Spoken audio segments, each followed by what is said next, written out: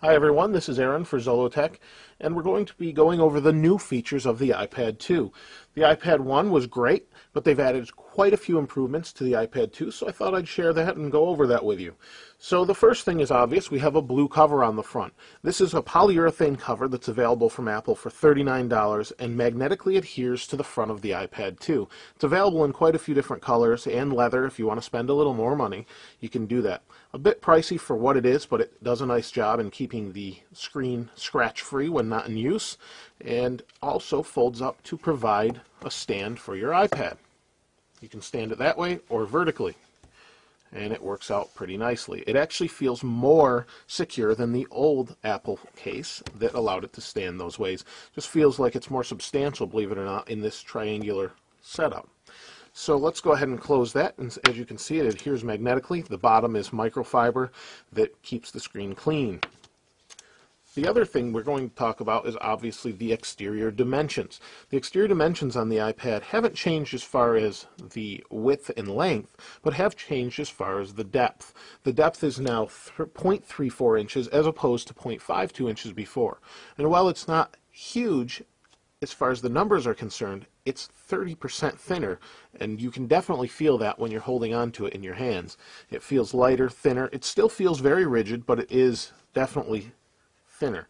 It's also lighter by a little bit, by 0.2 roughly. It's 1.5 pounds was the old iPad. This new one is 1.33 pounds, and we're talking about the Wi-Fi model, which is this. The 3G adds a little bit of weight also. So there's not a huge difference, but you do notice it if you hold an iPad a lot. You'll notice it is slightly lighter.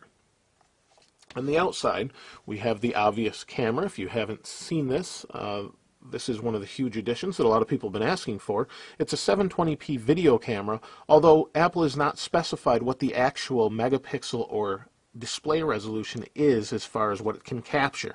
So it's hard to say. It does seem to be the iPod Touch camera as opposed to the iPhone 4 camera, which is a bit of a disappointment, seeing how the iPhone 4 has a really nice camera. Maybe that's to cut down on costs, but it does the job that it's intended to do.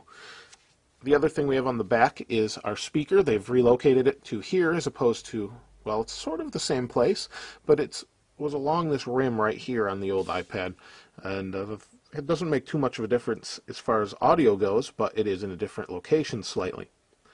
On the side, we have our normal volume up and down. We also have our silent switch, or you can change it back to the original setting, which kept the screen from rotating. On the top, we have our sleep-wake. We have a 3.5mm headphone jack. All of that's pretty much the same with our dock connector on the bottom as the previous iPad. On the front, it's obvious we have color choices now. This is white, as you can see, and we have a forward-facing camera, which actually records in a VGA resolution for FaceTime and photo booth, those sort of things, and is very nice. Let me turn that on for you really quickly, and you'll see. You're not going to see much, but if I tilt it back towards me, you'll see the camera, and it's doing all sorts of things here. And you can see it's rendering all of those at the same time. Very impressive, and does a nice job. That's in addition to this iPad. And the speed of that is due to the new internals. This sports a new A5 processor, which is double the speed, or up to double the speed, of the original A4 processor. It's a dual-core, 1 gigahertz is what it's believed to be. And it is very fast. It also allows for up to 9 times the graphics power. If you want to see some of the comparisons of graphics, MacRumors has posted some great side-by-sides of the old iPad versus the new, and the new one has some smoother edges around corners. They're better anti-alias, things like that. So definitely check those out if you're interested. They're over at MacRumors. I was looking at those earlier. We also have more internal RAM at 512 megabytes as opposed to 256. So now we have the same internal RAM, not storage, but RAM for the processor and applications to use, that is double that of the current iPad or the old or last generation iPad.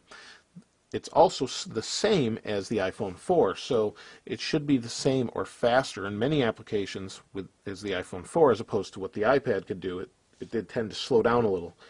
More as there were more applications running along the bottom here. We also have a microphone on the top, which is used for the FaceTime calling, and there's the mic right there. just a little slit on the top that allows to record our voice for things such as the new application GarageBand, which I don't have installed here, or you could use it for iMovie to record video, which I do have installed, but we'll go over at a later time. Internally, we also have a gyroscope as opposed to just an accelerometer and compass before, so that adds more accuracy when playing games or moving the display about when you want to get more accurate feedback. It should help a lot. It's pretty noticeable in the iPhone 4 as opposed to an iPod Touch that didn't have it or an iPad that doesn't have it.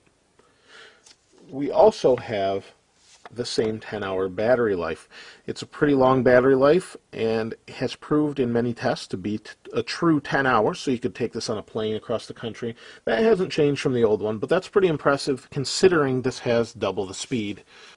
Other than what we've already gone over, there isn't a whole lot of difference between the original iPad and this one. Same OS, just some new features with the camera.